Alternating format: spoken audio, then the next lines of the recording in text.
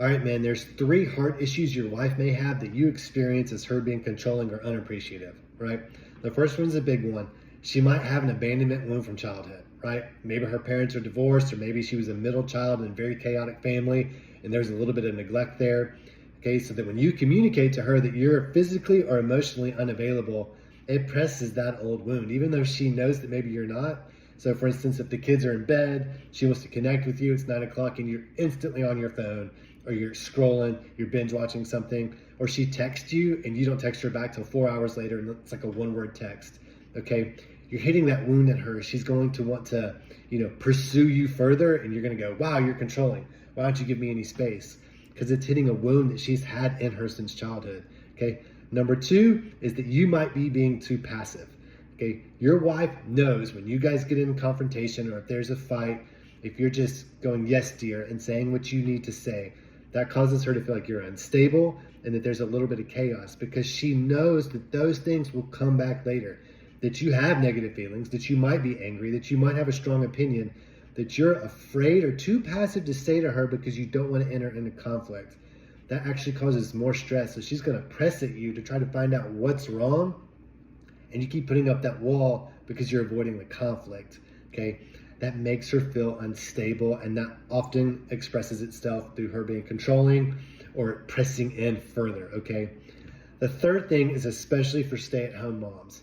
Okay, if she's a stay-at-home mom, it's likely that whatever identity she had before, she gave that up to take on the identity of motherhood. Okay, and she might even feel lost in motherhood. It's just taking care of kids, cleaning the house. It's an overwhelming thing. It's a job for more than one person. So that has consumed her. And she might have tried to find her identity in being a good mom and taking care of the home and creating a place of peace for your family to live in.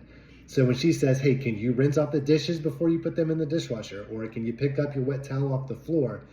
And you don't do it, you don't acknowledge it, or you don't act like it's important. She's just nagging and finding all the things you don't do and all the ways you're not appreciated.